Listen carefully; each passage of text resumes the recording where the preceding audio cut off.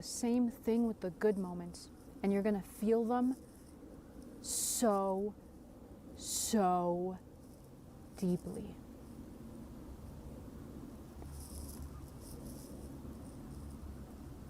You can do this. You can do this. Do not let evil ever make you think that you are less powerful than it. You are infinitely more powerful than evil. Infinitely. You shape reality. You shape your reality. Don't let it trick you. Don't let it trick you. You're so much more powerful than evil. So much more. I love you. I love you. Also, if you're on this journey of self-improvement and you're lonely and you want to be surrounded by people who are actually on the path and actually understand you and want to have a place where you can go to them anytime you want, then join my Discord community. It's linked in the bio, completely free. But that's just if you want. But what I really want you to know is that never forget how powerful you are, okay? I love you so much. And always remember, do not fear, for God is always here.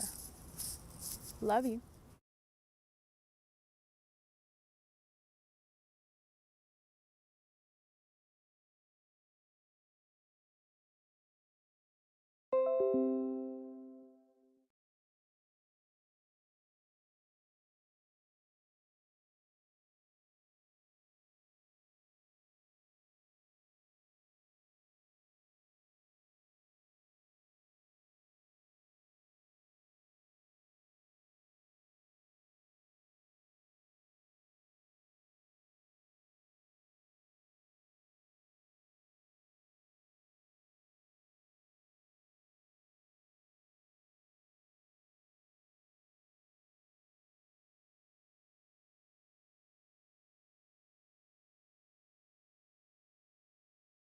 The key to succeed in anything that you want to pursue is in mastering the ability to withhold temporary discomfort. It's not a common thing to be able to stand temporary discomfort long enough to get through the hard times, because we live in a world filled with distractions, noise, stimulation, consumerism. It's going to be one of the hardest challenges that you can learn to do. It's not just like, oh, just master temporary discomfort and then you'll be successful and it's easy. It's as easy said as done. 100% it is not. You have to, every single day of your life, choose the harder path. And that's not going to be an easy thing to do at times. You know, there are going to be days where you're going to feel very aligned, very strong, very good about yourself, and you're just going to be motivated, and yeah, you're going strong and you're doing well.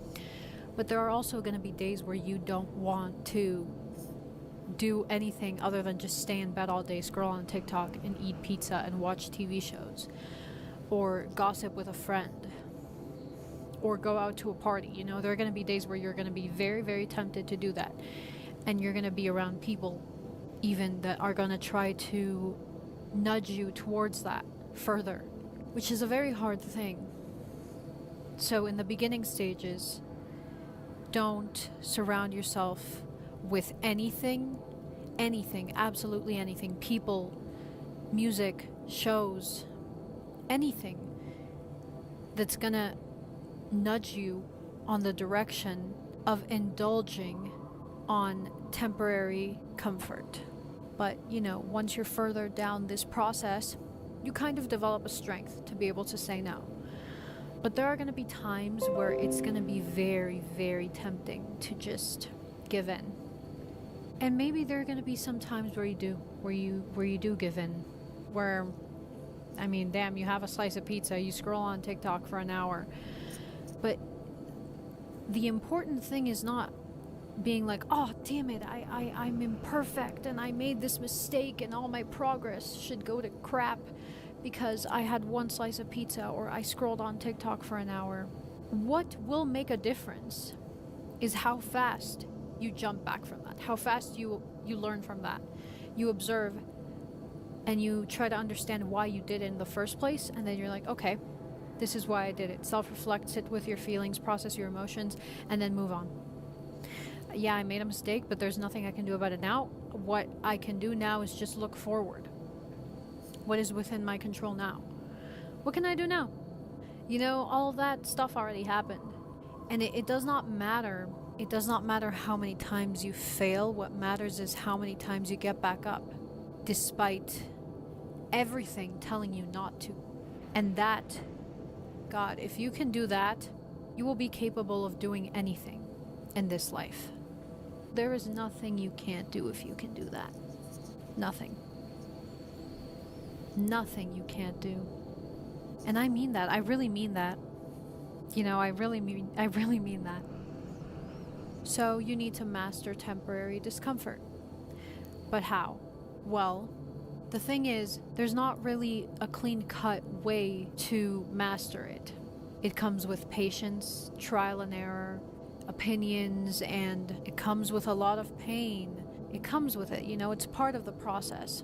But if you can manage to keep in mind a strong and clear vision of that future of yours that you strive for, if you can manage to every single day that you wake up, remind yourself constantly of that vision as clearly as possible, immerse yourself in it with music, with pictures, with writing, with talking, anything that can immerse you more deeper into the vision that you have planted, the seed that you have planted, because really it's something that you just plant and you water it every day and it will 100% grow. It's just a matter of patience and time. But if you can manage to keep a very clear vision in every moment that you feel like giving up, then you've already won. You already know how to do it.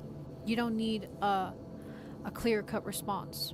The honest answer is you keep trying and you keep failing and you keep getting back up. What I want the messaging of my content essentially to be is that you already have the answers to so many of the things that you are asking other people. You're seeking. You think that you're going to find fulfillment. You think that you're going to find success. You think that you're going to start loving yourself externally through someone else's teaching. But the truth is, you learn to love yourself by teaching yourself to love yourself. You learn how to be successful, how to feel fulfillment by teaching yourself to find fulfillment within. If you didn't grow up in a family where you were taught to have this abundant mindset, then it's a matter of teaching yourself. So I don't want to sit here and tell you, hey, do it like this and that and that. I want to tell you that I'm right with you. I'm right by your side in the process, because that is what I do every single day. I teach myself. I wire my own brain. All of the things that I share with you is insight that I have gained from teaching myself, from sitting alone with my thoughts, from self-reflecting deeply. It's not from some book or from something that someone taught me or from a course or anything. It's me. I taught myself these things through self-reflection. And you possess all of those answers within you as well. So I don't want to sit here and tell you constantly the answers to things that you already know the answer to. What I want to do is try to inspire you to come alongside this journey with me, to teach yourself those things as well, because you can. And for me, the journey started in an incredibly difficult way. You know, I used to be an addict. I overdosed on drugs twice. I was at rock bottom. I saw no way out. I was really, really, really deep in depression. I had panic attacks constantly. I was anxious and addicted to substances. I had an eating disorder. I was just really bad, really deep in darkness. I got lost in darkness. I lost myself. And so it does not matter to me if people around me, they don't see how far I've gotten. They don't see that what I'm doing is actually incredibly meaningful. I see that what I'm doing is incredibly meaningful because I know what I've been through. And I know that nobody else is going to drag you out of there. You're the only person that can save you. Nobody else is coming to save you. Not me. Not a boyfriend. Not a friend. Not a mentor. Nobody's coming to save you. Those things can help you. I can help you in some ways. But at the end of the day, the end decision has to be made by you.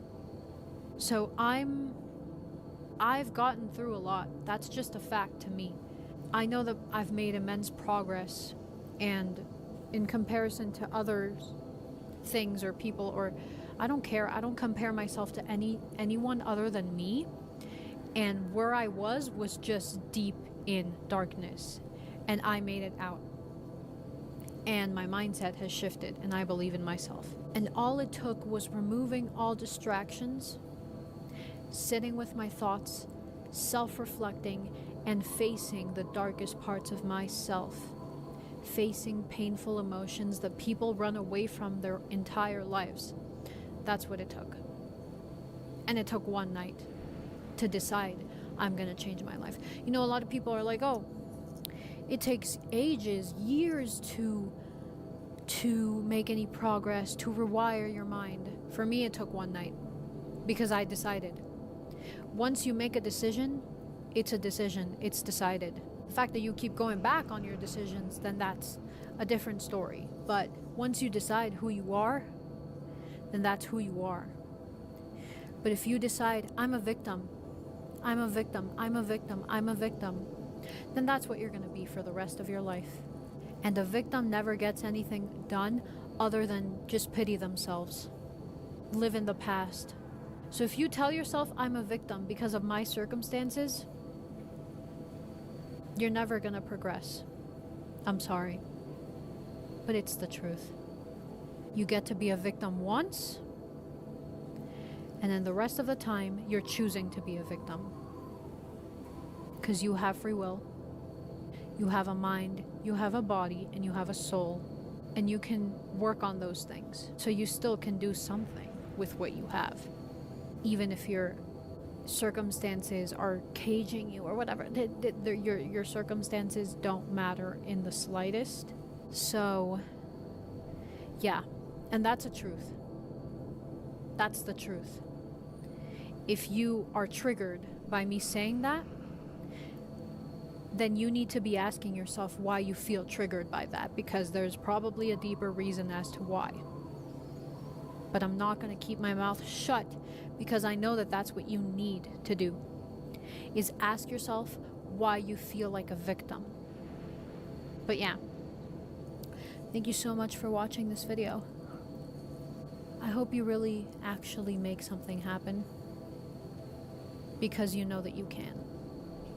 And I love you. I love you. I do. That's why I'm sitting here talking to you, trying to help you as much as I can. All of you guys have so many big things coming in your life, and you choose to ignore it. This is something that I want to address because I feel like I've noticed it more and more recently about how many things have occurred within the past 2 months even.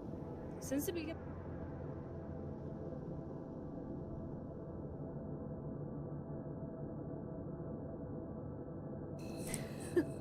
So I look like your mom right now with my little covers and my little mom hairdo. And it's because we're going to talk about something a little bit more serious today. So you want to grow, you want to develop, you want to make your dreams come true. And in order to do that, you need to be the bad guy. You need to be the villain in some people's stories. Why, you might ask? Because you need to be all in. You need to be all in. You need to cut off everything that's in your way. There are so many obstacles right now. The first step is removing all of those obstacles from out of your way.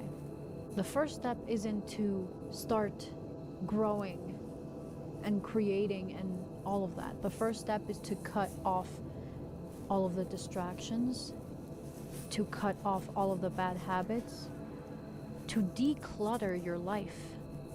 And unfortunately, that includes people. And the reason why this is a delicate subject and I'm in my little cover trying to, I don't know, ease myself of talking about something so uncomfortable is because other people have feelings, unfortunately. I'm just kidding. That's a joke, okay? Take a joke. Other people have feelings, okay? So cutting off people is not going to be the easiest thing to do. And I understand. Completely, I understand. I had to be the villain. I had to cut off people who I cared about, who cared about me. Why? Because their goals did not align with mine, their future did not align with mine, their values did not align with mine, their habits did not align with mine. And you are who you hang out with. You are who you hang out with. So if you're around people that maybe they might not be that bad, and they might care about you and you might care about them, they might not be that bad, but there's still something. There's still that feeling that you get when you're with them, that we don't want the same things in life. You want to keep talking about these things that don't interest me. And I don't want to talk about those things anymore. Honestly, I want to start my journey. I want to go after my dreams. And I need to do it right. I need to be all in. And so you cut them off.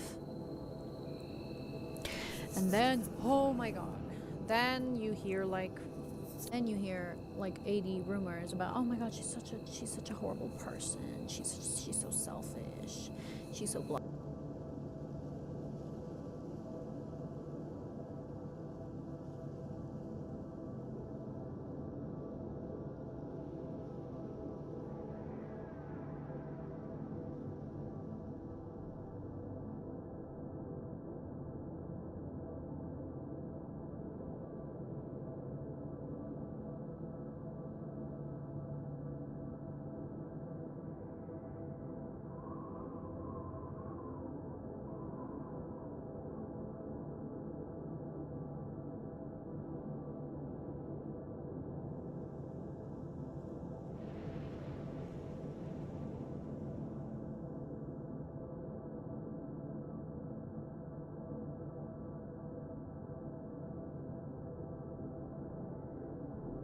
So what are you supposed to do when you're not as strong as you think you are?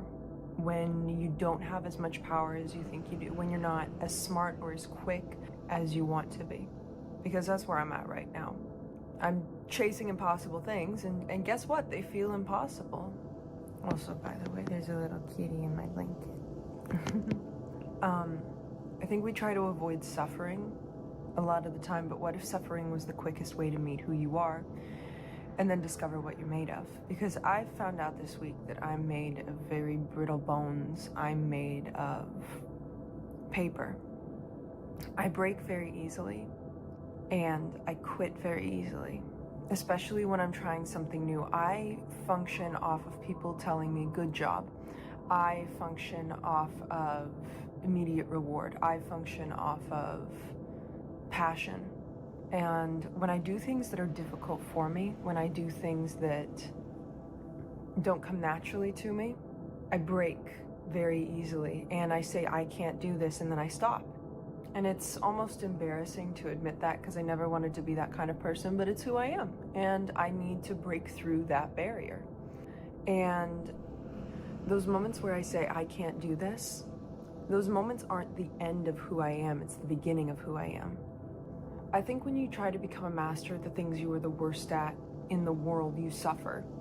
When you try to break through the bounds of who you are to become someone better, to reach more of your potential, to be someone you do not think you can be, when you suffer, all those masks of who you think you are fall off. There's no pretending, there's no performance, there's no ego.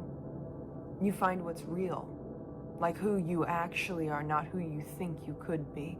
You learn which parts of you fight, you learn which parts of you break, you learn the parts of you that refuse to die. And right now, comfort feels better than pushing through. And the part of me that craves comfort, the part of me that craves giving up, keeps winning. And it's so frustrating because I know I could be more. I know there's more in me that could work, but it won't. And it's strange, in those moments where I push through and I find like immeasurable strength to keep going, and I sit down and I cry and I'm like, I can't do this, and then I get up and I keep going. Those are the moments I feel the proudest of myself. Those are the moments where I feel the most like myself. Those are the moments that I remember where I'm like, hell yeah, Bailey, you did that. I'm proud of you. But the moments when I give up, that's when I feel the furthest from myself in the world. So there's evidence to support that I feel more like myself when I am strong.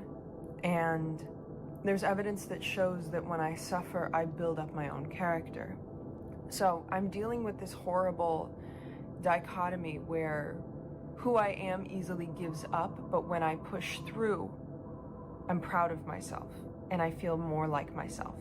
So I know that I find my identity through my discipline. I know that every time I push through my suffering, every time I run another mile, or I study another hour, or I write another page, or I get out of bed on a bad day, I feel as though I'm rewriting my identity. I'm becoming someone new, I'm becoming someone better, and it's almost as though this suffering is the test. Like, do you want to reach the next level? Do you want to keep going? And discipline is always the answer, and then having a renewed sense of identity is the reward. And I want to be the person that shows up in pain, not the person that's sitting around waiting for motivation. I want to be someone that can push every single day. I want to be someone that almost has immeasurable strength and courage and energy, not because they were born that way, but because they crafted themselves into that. And there's a deeper layer that I have to break through, because initial motivation towards anything is really easy. It's really easy to do really well on one test. It's really easy to study for 8 hours one day. It's really easy to run 8 miles one day. But how do you show up and be consistent at the things you are the worst at? How do you show up and be consistent about the things that you do not like to do? And when it becomes so difficult that you become like so raw, you become so broken down, I think that's the moment that you finally meet yourself. You meet like the truest version of you when you're at that point of breaking. Any sense of ego, gone. Any excuse, gone. Any idea of how much strength you had or who you actually were, gone. That's you. When you break down, that's you. And this suffering and this breakdown doesn't make you less, it makes you whole. It makes you sacred. To actually allow yourself to be that honest with yourself. To get to that point of being fully human, like flawed, emotional, but still be unrelenting. And I've been avoiding the hard work. I've been quitting. I've been running away from feeling that pain, that suffering. I want to stop avoiding the hard things, and I want to quite literally run into them. Because when you feel lost and you feel like you aren't yourself, the shortcut isn't comfort. It's not staying in bed and pretending like everything's okay and pretending like you're okay with never reaching your potential. As much as I don't want to phrase it this way, it's the suffering that brings us closer to ourselves. And the sooner you accept that, the sooner you'll meet the real you. Every single time that I have pushed myself to be more, that's when I was actually being myself. That's when I was actually the most human I've ever been. Not in the giving up, but in the persisting. And what's something that you've been avoiding because it's uncomfortable? Because I could name about 50 things. I could name about 50 things that I brush off and I say, oh, I'll do that tomorrow, or oh, I don't want to do that right now, or oh, that's too difficult, I'm not going to do that, or ugh, I don't want to get out of bed and do that right now. I want you to instead just fucking do it. As meme-worthy as that sounds, just fucking do it. There's nothing in the world that's going to replace the hard work, and there's nothing that's going to... And that hard work isn't just going to disappear casually. It's just going to pile up and pile up and pile up until you have a problem. Don't fear the mountain because of its height. Climb it despite it. And meet yourself on the other side.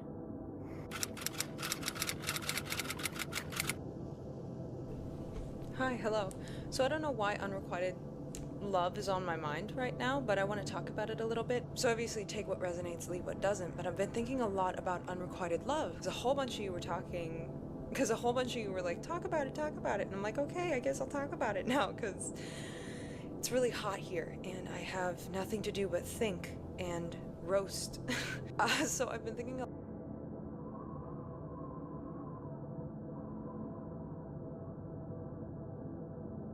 Hi, hello. So it's been a long day. It's been a long week.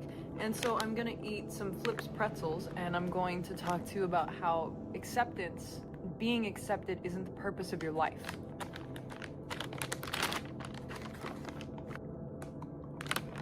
Huge source of my stress this week is that I started college and I had like a whole bunch of assignments due and it was super, super fucking exciting, right? But the first day when I opened up the portal for my online classes, because I'm doing college online because I have a full-time job on top of content creation, on top of like exercising and moving my body and taking care of my chronic illnesses, on top of school. So I'm doing it online because it's just easier than going to campus. And when I opened up the portal, I already had like 5 assignments due that first week. And so I was sobbing and I almost dropped out because I'm like, this is so intense, this is too much, I don't know if I have the mental capacity or the time to do this. And it hit me so intensely, all of these emotions, just like immediately. I didn't even see what the assignments were. Like 3 of them were just like literally write a paragraph about yourself. They weren't that crazy. But immediately I got intensely triggered, because when you have a sudden jolt of emotion like that, it's a trigger. It's when you get hit with that intense feeling out of the blue. Let me look up the definition of a trigger. An emotional trigger is a stimuli such as an event, person, or sensory experience that causes a person to experience a strong and often overwhelming emotional or psychological reaction, typically negative and disproportionate to the immediate situation. Because I could have opened up that portal, saw I had 5 assignments, looked at the assignments, and then saw, oh, it's not that big a deal. But I chose to freak out at even the fact that I had 5 chances to fuck up my life, right? I thought to myself, like, why is school such a big trigger to me? Because I don't like school. It took me 2 years to even enroll in college because I hated school. I hated school so bad. And it's one of like the things in the world that I have this such a strong negative connotation towards it, and such a strong feeling of disinterest in school. I kept thinking to myself, like, why is school such a big trigger to me? Why every time I sit down to do these assignments, I keep getting like so stressed out, so emotional? Like, why am I getting so triggered by this? And then I got the answer through TikTok, as we do as human beings. And a TikTok spoke to me, and it was this creator called Bryce Crawford, and he's a Christian creator of all things. And I'm not religious. I kind of dabble in everything. I've read the Quran, I've read the Bible, and there's been times where words in both of those speak to me. I pray, I also meditate, I believe in crystals, and I also believe in God. So it's kind of a toss-up of my actual beliefs. I kind of believe in everything. Like, let's put it that way, right? And in this TikTok, he said, your identity isn't your GPA in school. And he went on to connect it to Christianity, but I heard him say those exact words while I was crying about school. And those words, your identity isn't your GPA in school, hit me right in the gut.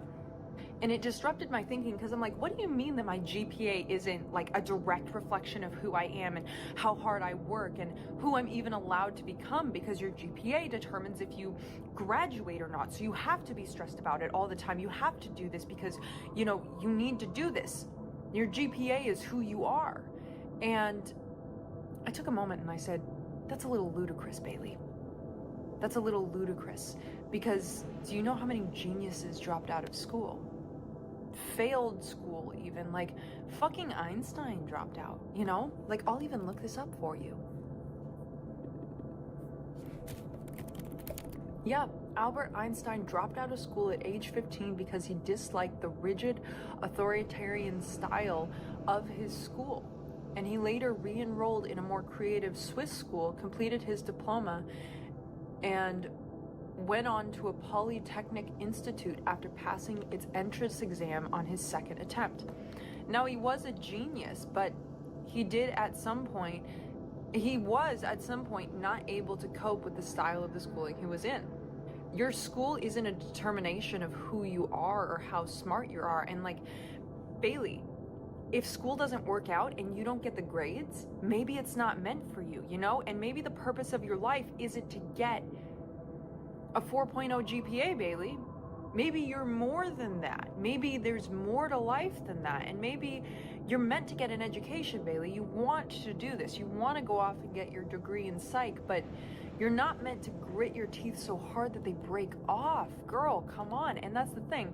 I'm a good student. I'm a great student even. I graduated a year early with a 4.0. I'm good at what I do, and I got a 97% on my first quiz, so there's no evidence to back up the fact that I won't get good grades. So why am I stressing so much about it? Because the grades aren't the trigger. The GPA isn't the trigger, it's approval. And so the grades aren't the trigger, right? School just mimics begging for approval, because every time I submit an assignment, I'm like, oh God, I hope she likes this. I hope this is what it should be. I hope this is what it should do, because if I get a bad grade, like my whole life is actually over and I can't handle getting a bad grade. If I know that I'm a good student and there's no evidence to prove that I'm going to get a bad grade, then why am I so stressed about it? I want approval from my teachers that I'm good enough. I want approval from my friends that I'm good enough. I want approval from God that I'm good enough. I want approval from everyone that I'm good enough. You know who I need approval from? Myself. And you know who's not giving it to me? Also myself.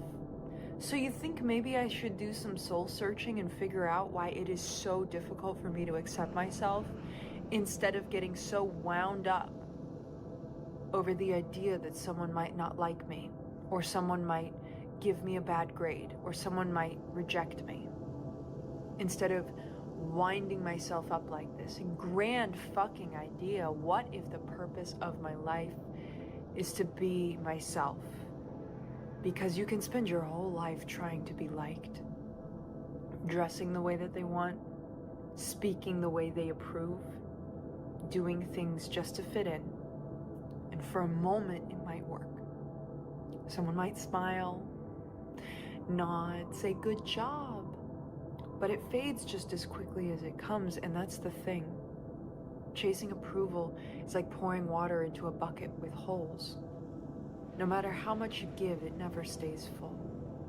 I'm no longer chasing approval from other people, and now I'm chasing approval from myself, and I'm going to be myself and see what happens. And if I notice I'm doing something to get approval from someone else, I will stop immediately. And all of this is within the bounds of empathy and compassion, but if I'm not me-shaped, what's the fucking point? And I get so triggered by school because I think I'm falsely craving approval. I'm craving someone to tell me that I'm good. Like, there's even a line from BoJack Horseman where BoJack turns to Diane and he said, I know I can be narcissistic and screwed up and awful, but underneath all that, deep down, I'm a good person, and I need you to know that, and I need you to know that. Just please tell me that I'm good. And I'm paraphrasing, but I feel that way. I feel that desperation, like, please, someone tell me that I'm good. And I will very easily betray myself just to appease others. I want to be liked, so I'm hiding myself. And I think I need to be more okay with being disliked. I think I need to be more okay with appealing to myself instead of trying to fit in. And maybe, just maybe, I should live my life for me.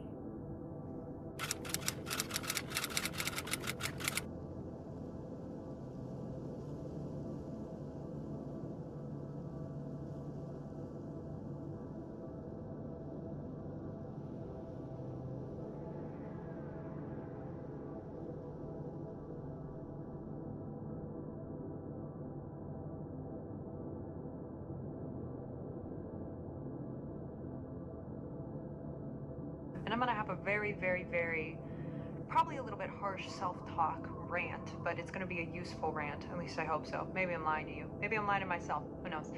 I've been feeling a lot of things recently, like a lot of things, because I'm starting school literally tomorrow, and I've been feeling a lot of things. A lot of feelings of, oh my God, should I quit school? Oh my God, should I actually be doing this? And it made me realize that every single time we start a new goal, every single time we go for a new thing, we're simultaneously grieving our old selves. And that is that weird pullback we feel right before we go and do something that's going to change our lives.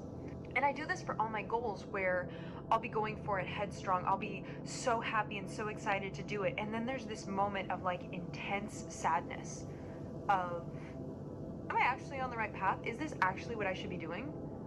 Or would I be happier doing something else? Or should I be doing something else? Or is this the right path, quote unquote, right path for me to be taking? And then I get this period of anger where I'm like, oh my God, I'm so mad at myself. I can't believe that I let myself do this. I shouldn't be doing this.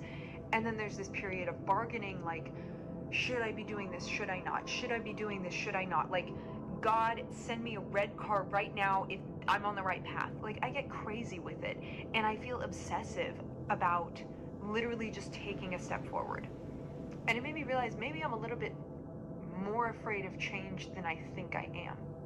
I'm really afraid of change because there was a period of my life where I was just kind of thrown in the deep end of adulthood and was forced to swim. And thank God that I made it out alive, but there was a period of my life where I'm like, how the fuck am I going to do this? And there was so much change so quickly that it caused me to fear change in a way that's never left me.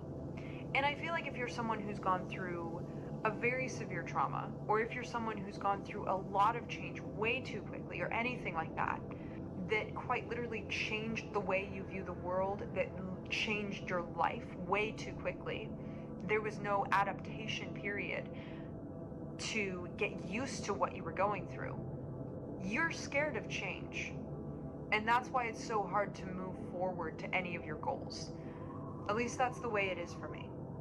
I am viciously afraid of change, and it's causing me to be self-destructive in a way that is holding me back from my goals and dreams, because we know my goals and dreams right now are, I want to get my PhD in psychology, I want to run a marathon, I want to publish my novel. And I have done very little to get to those things purely because I know to take steps towards my goals is to have my life change. And I finally feel like I just woke up and the world isn't so heavy anymore. And then it's all gonna change again, you know? Because I remember there were days where I remember there was a time in my life where I would literally sob the second I got into my car after work. I would get out of work, go to the car, and then start uncontrollably sobbing for about 30 to 45 minutes at a time, because I could not stand the unbearable weight of like what I had to do every day, or how much upheaval I had to get through in my life to get it to a stable place, and how much work I had to go through every single day. It felt unbearable. And now, everything's good. All of my problems have been solved. Everything I prayed for, I have received. And I'm out on my next adventure. It's like I got up that hill, and now it's stable. And it's like I could stay at this plateau in my life. I totally could. I could stay right where I am. I could be perfectly happy with my life and just live and die as my life is right now. Or I could stay at this plateau and I could decide to try and reach further. And it'll come with this feeling of rockiness and uncertainty and pain and change and frustration and grief of the old life that I had that felt so wonderful until I get to a new higher place. And I'm so viciously afraid of change that I don't want to reach for anything anymore, because it might disrupt the stability I've created for myself. And that's probably the most honest thing I've ever said on this channel. Behind any kind of motivation, behind any kind of inspiration, everything I've said is to avoid that thought that I am viciously, horribly afraid of change. And how do you break away from that? Let me ask Google. Let me ask the robot, shall I? Let me ask this weird piece of technology sitting in front of me. How to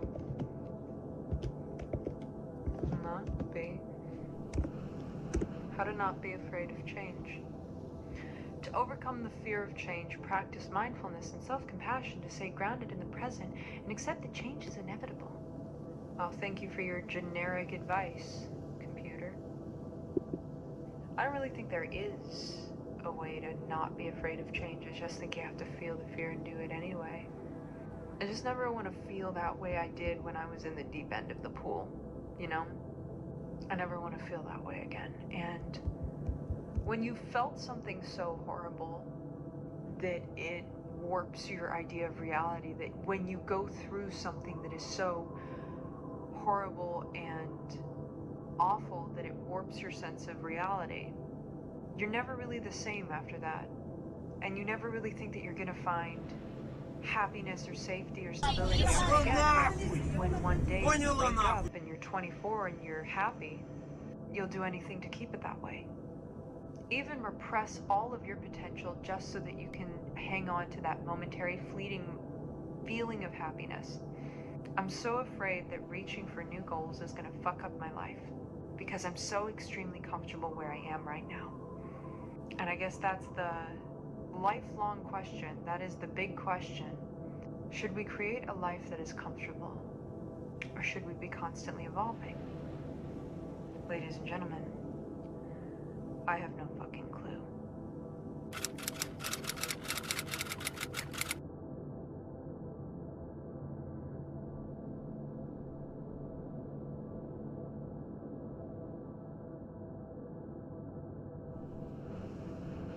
Hi, hello. So I quit running, so now I'm having a moderate loss of identity. I'm having a moderate loss of who the fuck am I, what the fuck do I want to do with my life, because I don't know if it's the same for you, but for me, my identity is very closely tied to what I do. If I'm a dancer, that's who I am. If I'm a runner, that's who I am. If I am a painter, that's who I am. My identity becomes very closely linked to what I am doing. So obviously when I stop doing something, I get a sense of a loss of identity, which shouldn't be the case. I should be able to maintain a sense of identity no matter what I do, but that's not who I am. My identity is wrapped up in what I do.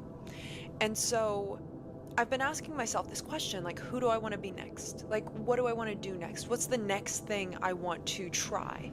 I want to throw myself into, I want to submerge my identity into. And I was getting so wrapped up in like, what do I want to do next? Who do I want to be next? Where do I want to go next? Like, oh my God, I have so many possibilities. What could I do? Oh my God, I'm so indecisive. Just like my head rambling. And I'm like, okay, Bailey, whenever you are feeling so scattered and overwhelmed, you should always bring it back to gratitude. So what are you grateful about right now? You know what? I'm grateful that every single day is a fresh start. I'm grateful that every single day I get to wake up and it is an adventure of my choosing. I'm grateful that every single day could be the start of an incredible adventure. I could wake up tomorrow and decide to shave my head. I could wake up tomorrow and decide to book a one-way ticket to Paris. I could wake up tomorrow and decide anything I want and do it. And do you know what kind of special freedom that is? Do you know what kind of unlimited power the art of creating whatever the fuck you want out of your life is? And that thought in and of itself made me feel so much calmer with this like loss of identity. Like, I don't get to run, but you know what I can do? Literally anything else in the world, Bailey, okay? You are infinite, you are limitless, you are capable of anything, right? And that's a conclusion that not a lot of people come to. Not a lot of people recognize that your life can be anything you want. There is no one right way of doing it. You don't have to continue your degree if you don't want to. You don't have to stay at your job if you don't want to. You don't have to keep living the life that you're in if you don't want to. And I understand there's certain situations that you might be stuck in or trapped in right now, or there's obligations financially or to your family or to your friends or to whomever, where you have to stay where you are, but you're also allowed to start over. You're allowed to go somewhere new, try something new, become someone new if you want to. You can slowly start making preparations to change your entire life. Even if you can't change it overnight, you can change it over the course of a year. You can change it over the course of 6 months. You can slowly and surely work towards a different version of yourself. And the reason I'm reflecting so much on this is because I actually have to leave in a couple of minutes here, and I'll come back and talk to you some more. Don't worry, I'm not leaving you. But I have to leave here in a few minutes because I'm going to my friend's going away party because she's about to embark on this like incredible adventure that's going to be amazing for her, and I'm so proud of her for what she's doing. And I was just thinking about it, like her getting this opportunity and her going where she is right now happened like all over the course of a couple months. She didn't know that she was going to be going where she is, doing what she's doing, and then it all just kind of unfolded, and she was like, holy shit, I get to go here, I get to do this. And obviously that comes with like nerves and being confused and scared, but it also comes with so much wonder at the fact that she could make this opportunity appear in her life, that she could get herself to where she is and get the opportunities she has within the course of a few months, you know? And then I was also thinking about this YouTube channel. Like, I literally started this a little less than a year ago, I think. I think my first video was in October, so we're coming up on a year of this channel. And it's like the amount that my life has changed in a singular year is astronomical. And I think that we cling so much to one life that we forget that humans are in a constant cycle of change and evolution every single day that we wake up. And I think we become so clingy to this idea that like, I want to go to college, I want to get this one job, I want to settle down and have this many kids and live in this area and do this, and that's going to be my life. And we plan out our 5-year plans, and we plan out our 10-year plans, and we plan out our 50-year plans, and we start making retirement accounts when we're 20, and we start like settling down as soon as possible and trying to plan our entire futures and rush towards a future where we have retirement and we're 75.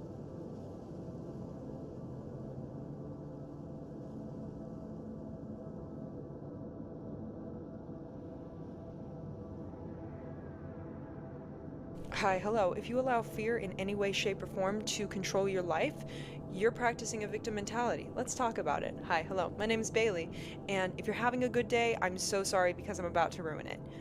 Maybe. Let's talk about it. Let's get into it, shall we? So, a few weeks ago, I noticed that fear was holding me back because of a very negative event that happened to me, and I realized that I could either let that fear control my entire life, or I could just move the fuck on and feel the fear and do it anyway. And one, that's a very difficult thing to do because fear is a very reality-altering emotion. It really does make you think that the fear is the only thing that you can feel and that the fear is correct. I'm here to tell you once and for all that any fear you feel is not correct, especially if it's based in a past trauma. Like the world taught you that something was a certain way, and now you are believing it to be a certain way, like that you are not enough, or that if you try and be vulnerable, you will be hurt, or that spiders are scary, or something like that. You know, spiders are scary, they really, really are. But you can get over your fear. You can get over your arachnophobia. I swear, if I can, you can too. Fun fact, as a kid, I couldn't even say the word spider because I was so viciously afraid of them. And now, I'm chill with catching and releasing them. So, you know, progress is possible. But I'm getting off track before I even talk about what I wanted to talk about. So, the event a few weeks ago that caused me a shit ton of fear. I got brake checked on the highway with a semi-truck behind me. Let's talk about it, shall we? I was on the highway, and my car doesn't really stop on a dime, if you know what I mean. Like, and I keep a fair following distance because I know this about my car. Now I'm on the highway, I'm in the slow lane doing 60, there's a semi-truck behind me, he's keeping a fair distance, I'm keeping a fair distance from the car in front of me. And all of a sudden, this guy in front of me stops. And we're going 60 miles an hour on the highway. And of course, I'm far enough back that it's not a problem. So I come to a skirt behind him, semi-truck comes to a skirt behind me, but we're like, why is this guy stopping on the highway? And then I realized, is this guy trying to brake check me? So I'm there, and then we're speeding up, and then before I can increase my distance from this guy, he stops again. And I'm like, holy shit, I think this dude is trying to brake check me on the highway. And I'm freaking out because I'm like, okay, I don't know what this dude is doing. I need to get in the left lane. I need to get away from this guy. I don't know what he's trying to do. And realize there's no one in front of him. So there's no reason why he should be stopping on the highway.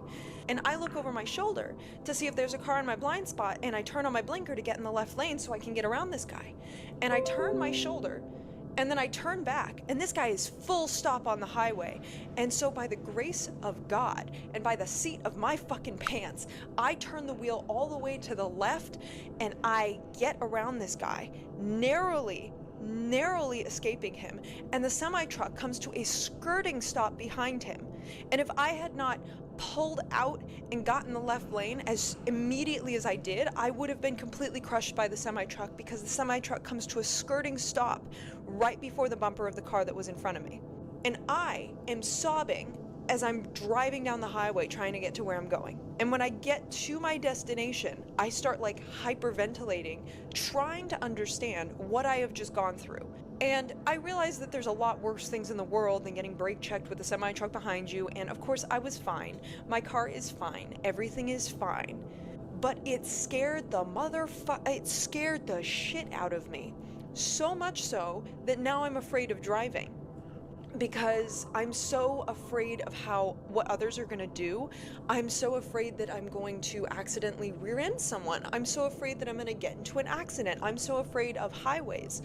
Because I went through a new situation, a new scary situation, a new situation that I never imagined I would encounter, it's now expanded the realm of what is scary. Because it's like, if you've never been out in open waters, you'll never know that the open waters are kind of scary. That it's kind of scary to have nothing underneath you. That it's kind of scary to know that there's no bottom to the ocean, and that there could be 1,000,001 creatures out there. Unless you've been there, you don't have that fear in you. The same way that like people who have gone through situations that have given them PTSD, and I'm not saying that this situation gave me PTSD by any means, this is giving a different example. People who have gone through PTSD, their mind has been expanded to the edges of fear. And because of that, their mind is now distorted because of the fear that they have. And all of the argument I'm going to talk about here, and the life lesson I'm going to talk about here, is not aimed at people with PTSD, because that's an actual thing you need to go to therapy for, get treatment for, and work out. So now every time when I get in the car to go drive, I am full of fear. I'm full of it. It's sitting in the passenger seat, and I can't focus, and my eyes go blurry, and I get so viciously afraid, and my heart rate spikes, and I'm physically afraid of driving. All because of this one moment that couldn't have been more than 2 minutes long. But fear is not something to be fearful of.